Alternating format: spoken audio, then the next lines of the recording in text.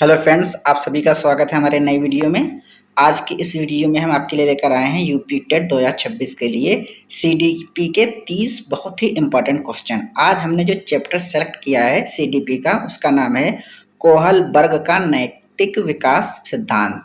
इसमें हमने कोहलबर्ग का नैतिक सिद्धांत टॉपिक से 30 महत्वपूर्ण एमसीक्यू लिए हैं। ये बहुत ही इंपॉर्टेंट क्वेश्चन है जो कि आपकी यूपी टेट जो कि जुलाई में एग्जाम होने वाला है या उसके बाद सीटेट का जो एग्जाम होने वाला है उसके लिए बहुत ही इंपॉर्टेंट है। आपको इन क्वेश्चन के आंसर को ध्यान से देखना है और कमेंट में आंसर को बताना है। और कितना स्कोर आपका बन रहा है, 30 में से कितने आपने सही किए हैं, यह भी आपको जरूर बताना है। तो चलिए शुरू करते हैं। तो फर्स्ट क्वेश्चन है, इसमें लिखा है कोहलबर्ग का सिद्धांत किससे संबंधित है। तो हम कोहलबर्ग के सिद्धांत के बारे में पढ़ रहे हैं तो हमको ये पता होना चाहिए कि कोहलबर्ग का सिद्धांत किससे संबंधित है। 4 ऑप्शन आपके पास हैं। पहला है शारीरिक विकास, दूसरा है संज्ञानात्मक विकास, तीसरा है नैतिक विकास और चौथे नंबर पर है भाषा विकास। तो आप कमेंट करके बताइए इसका क्या सही जवाब होगा। तो इसका राइट आंसर हो जाएगा स्टूडेंट ऑप्शन नंबर सी, नैतिक विकास, क्योंकि जो कोहलबर्ग का सिद्धांत है वो नैतिक विकास का सिद्धांत है। तो option C will be right answer. इसके बाद में हम देखते हैं क्वेश्चन नंबर 2। लिखा है कोहलबर्ग ने नैतिक विकास के कितने स्तर बताए हैं। आपने अगर इस सिद्धांत की थ्योरी पढ़ी होगी तो उसमें आपने पढ़ा होगा कि इसमें कितने स्तर होते हैं, 2, 3, 4 या फिर 5। कमेंट करके आप आंसर बताइए। तो इसका राइट आंसर हो जाएगा ऑप्शन नंबर बी, 3। कोहलबर्ग ने इसके 3 स्तर बताए थे। क्वेश्चन नंबर 3 लिखा है कोहलबर्ग ने कुल कितनी अवस्थाएं बताई। ऊपर हमने पढ़ा है स्तर कितने हैं, अब यहाँ पर अवस्थाएं जिनको सोपान भी बोलते हैं, 4, 5, 6 या फिर 8। तो इसका राइट आंसर हो जाएगा ऑप्शन नंबर सी, 6। कोहलबर्ग ने कुल 6 स्तर बताए थे, या इनको सोपान भी बोलते हैं। स्तर नहीं, माफ कीजिएगा, स्तर 3 है। यहाँ पर अवस्थाओं की बात हो रही है तो 6 अवस्थाएं बताई थी या सोपान। इसके बाद में क्वेश्चन नंबर 4 लिखा है कोहलबर्ग का सिद्धांत किसके सिद्धांत पर आधारित है। 4 ऑप्शन आपके पास हैं, फ्रायड, स्किनर, पियाजे या फिर ब्रूनर। आपको कमेंट करके इसका आंसर बताना है। तो इसका राइट आंसर हो जाएगा ऑप्शन नंबर सी, पियाजे। जो कोहलबर्ग का सिद्धांत है वो पियाजे के सिद्धांत पर आधारित है। 5th नंबर क्वेश्चन में लिखा है पहला स्तर क्या कहलाता है। 3 स्तर बताए थे, तो पहला स्तर क्या है ये बताना है। परंपरागत, पूर्व परंपरागत, उत्तर परंपरागत या फिर सामाजिक परंपरागत। तो स्टूडेंट इसको ध्यान रखिएगा, कोहलबर्ग ने अपने सिद्धांत में 3 स्तर बताए थे। पहला जो स्तर है उसका नाम है पूर्व परंपरागत, दूसरे का नाम है परंपरागत और तीसरे का है उत्तर परंपरागत। लेकिन यहाँ पर पहला पूछा है तो पहला कौन सा ऑप्शन हो जाएगा, ऑप्शन नंबर बी। तो इसका राइट आंसर हो जाएगा ऑप्शन नंबर बी, पूर्व परंपरागत। अगर दूसरा पूछे तो परंपरागत, तीसरा पूछे तो उत्तर परंपरागत। बिल्कुल लाइन से है, पूर्व, उसके बाद परंपरागत, उसके बाद उत्तर परंपरागत। 6 नंबर क्वेश्चन में लिखा है दंड एवं आज्ञा पालन अभिविन्यास किस स्तर में आता है। दंड एवं आज्ञा पालन प्रथम स्तर, द्वितीय स्तर, तृतीय स्तर या फिर चतुर्थ स्तर। तो यहाँ पर इसका राइट आंसर हो जाएगा ऑप्शन नंबर ए, प्रथम स्तर। क्वेश्चन नंबर 7 में लिखा है पुरस्कार प्राप्त करने हेतु कार्य करना किस अवस्था का लक्षण है। यानी कि पुरस्कार प्राप्त करने के लिए जो कार्य किया जाता है वो कौन सी अवस्था में आता है, कौन सी अवस्था का लक्षण है। सामाजिक अनुबंध, दंड अनुपालन, साधनवादी अभिविन्यास या फिर सार्वभौमिक सिद्धांत। तो इसका राइट आंसर हो जाएगा ऑप्शन नंबर सी, साधनवादी अभिविन्यास। इसके बाद में देखते हैं क्वेश्चन नंबर 8 लिखा है दूसरा स्तर क्या कहलाता है। अभी हमने तीनों स्तर के बारे में बताए थे। पहले स्तर को बोलते हैं पूर्व परंपरागत, दूसरे को परंपरागत, तीसरे को उत्तर। तो यहाँ पर दूसरा पूछा है तो option number C will be right answer, परंपरागत। क्वेश्चन नंबर 9 में लिखा है अच्छा लड़का अच्छी लड़की अभिविन्यास किस अवस्था में आता है। यहाँ पर अवस्था पूछ रहा है, किस अवस्था में आता है, पहली, दूसरी, तीसरी या फिर छठी। तो अच्छा लड़का अच्छी लड़की की बात हो रही है। तो इसका राइट आंसर हो जाएगा ऑप्शन नंबर सी, 3। अच्छा लड़का अच्छी लड़की अभिविन्यास 3 में आता है, 3 अवस्था में। क्वेश्चन नंबर 10 में लिखा है कानून एवं व्यवस्था अभिविन्यास किस अवस्था में है। 2, 3, 4 या 5। यहाँ पर कानून एवं व्यवस्था अभिविन्यास की बात हो रही है तो ये कौन सी अवस्था में है। तो इसका राइट आंसर हो जाएगा ऑप्शन नंबर सी, 4। ये चौथी अवस्था में है। 11 नंबर में लिखा है तीसरा स्तर क्या कहलाता है। परंपरागत, उत्तर परंपरागत, पूर्व या फिर सामाजिक। तो यहाँ पर आप समझ गए होंगे, ऊपर क्वेश्चन में ही समझा दिया था।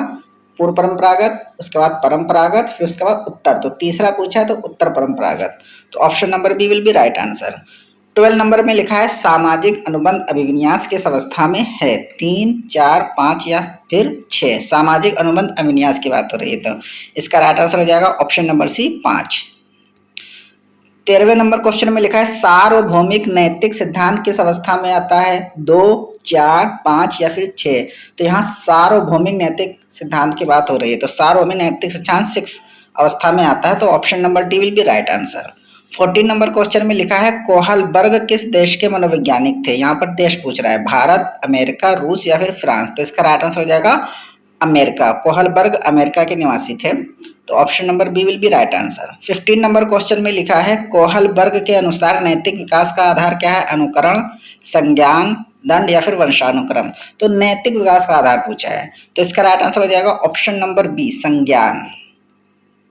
16 नंबर क्वेश्चन में लिखा है नैतिक विकास का अध्ययन करने के लिए या करने हेतु कोहलबर्ग ने किसका प्रयोग किया? प्रयोगशाला, द्विधाएं यानी कि डेलिमास, प्रश्नावली या परीक्षण। तो नैतिक विकास का अध्ययन करने के लिए किसका प्रयोग किया? तो राइट आंसर हो जाएगा द्विधाएं, डेलिमास, ऑप्शन नंबर बी। 17 नंबर क्वेश्चन में लिखा है प्रसिद्ध हेंज द्विधा किससे संबंधित है? भाषा, नैतिक निर्णय, बुद्धि या फिर स्मृति। तो यहाँ पर हेंज द्विधा की बात हो रही है, तो ये नैतिक निर्णय से संबंधित है। Option number B will be right answer. 18 नंबर में लिखा है दंड से बचने के लिए नियम पालन किस अवस्था का लक्षण है? 1, 3, 4, 6। तो यहाँ पर कौन सी अवस्था का लक्षण पूछा है? दंड से बचने के लिए। तो यहाँ पर पहली अवस्था में ये होता है, तो option number A will be right answer. 19 number question में लिखा है समाज की स्वीकृति प्राप्त करने के लिए इच्छा किस अवस्था में होती है? 2, 3, 5 या 6। तो समाज की स्वीकृति प्राप्त करने की इच्छा, तो ये तीसरी अवस्था में होता है, तो option number B will be right answer. 20 नंबर क्वेश्चन में लिखा है कानून का सम्मान किस अवस्था की विशेषता है? 2, 3, 4 या 5। तो कानून का सम्मान यहाँ पर बात हो रही है, तो ऑप्शन नंबर सी हो जाएगा 4। यहाँ पर ऑप्शन होगा कानून की अवस्था 4th अवस्था में आता है। 21 में लिखा है व्यक्तिगत अधिकारों पर बल किस अवस्था में दिया जाता है? व्यक्तिगत अधिकारों पर बल 3, 4, 5 या फिर 6। तो इसका राइट आंसर हो जाएगा ऑप्शन नंबर सी 5। 22 में लिखा है न्याय, समानता और मानवता पर बल किस अवस्था में है? 4, 5, 6 या फिर 2। तो यहाँ ध्यान से देखिए न्याय, समानता और मानवता पर बल किस अवस्था में है? तो ये 6th अवस्था में है, option number C will be right answer. 23 में लिखा है कोहलबर्ग के अनुसार नैतिक विकास की अवस्थाएं होती हैं। अवस्थाएं पूछ रहा है, उलटने योग्य, क्रमबद्ध, अनियमित या फिर अस्थायी। तो कोहलबर्ग के अनुसार नैतिक अवस्थाएं जो होती हैं वो क्रमबद्ध होती हैं, तो option number B will be right answer. 24 में लिखा है निम्न में से कौन पूर्व परंपरागत स्तर की अवस्था है? सामाजिक अनुबंध, अच्छा लड़का अच्छी लड़की, दंड एवं आज्ञा पालन, कानून एवं व्यवस्था। तो पूर्व परंपरागत स्तर की अवस्था पूछा है यहाँ पर, तो इसका राइट आंसर हो जाएगा ऑप्शन नंबर सी, दंड एवं आज्ञा पालन। 25 में लिखा है कोहलबर्ग के सिद्धांत की मुख्य आलोचना क्या है? केवल लड़कों पर अध्ययन, कोई अवस्था नहीं, भाषा पर बल या स्मृति पर बल। तो इसका राइट आंसर हो जाएगा ऑप्शन नंबर ए, केवल लड़कों पर अध्ययन। 26 में लिखा है कोहलबर्ग का सिद्धांत मुख्यतः किस विकास से जुड़ा है? भावात्मक, सामाजिक, नैतिक या फिर शारीरिक। तो कोहलबर्ग का सिद्धांत किस विकास से जुड़ा है? तो इसका राइट आंसर हो जाएगा ऑप्शन नंबर सी, नैतिक। 27 में लिखा है तुम मेरी मदद करो मैं तुम्हारी मदद करूंगा। इसमें थोड़ा यहाँ पे कट हो गया है, किस अवस्था का उदाहरण है? तुम मेरी मदद करो मैं तुम्हारी मदद करूंगा, किस अवस्था का उदाहरण है ये बताना है। तो यहाँ पे 4 ऑप्शन है, 1, 2, 3, 4। तो इसका राइट आंसर हो जाएगा ऑप्शन नंबर बी, 2। तुम मेरी मदद करो मैं तुम्हारी मदद करूंगा, यह दूसरी अवस्था का उदाहरण है। इसके बाद में देखते हैं क्वेश्चन नंबर 28। लिखा है अच्छा बच्चा बनने की अवस्था का उदाहरण है, मतलब अच्छा बच्चा जो बनने की इच्छा होती है वो कौन सी अवस्था का उदाहरण है? 2, 3, 4 या फिर 5। तो इसका राइट आंसर हो जाएगा ऑप्शन नंबर बी, 3। ये तीसरी अवस्था का उदाहरण है। 29 में लिखा है कोहलबर्ग के अनुसार सर्वोच्च नैतिक अवस्था कौन सी है? 4 ऑप्शन आपके पास हैं, 4, 5, 6, 2। तो इसका राइट आंसर हो जाएगा option number C, 6। Last question इसमें लिखा है यूपी टेट में कोहलबर्ग का सिद्धांत किस विषय में पूछा जाता है। तो आप जानते ही होंगे ये सीडीपी में पूछा जाता है, तो option number C will be right answer. तो स्टूडेंट यहाँ पर हमने कोहलबर्ग के नैतिक विकास सिद्धांत से संबंधित जो क्वेश्चन थे 30 वेरी इंपॉर्टेंट यहाँ पर हमने कवर कर लिए हैं। आप पूरे सीडीपी के चैप्टर वाइज अगर एमसीक्यू देखना चाहते हैं तो आपको प्लेलिस्ट आई बटन पे क्लिक करके मिल जाएगी। आपको वीडियो अच्छी लगी तो लाइक कर दीजिएगा। इसी तरीके के और वीडियो देखने के लिए हमारे चैनल को सब्सक्राइब कर दीजिए। Thank you.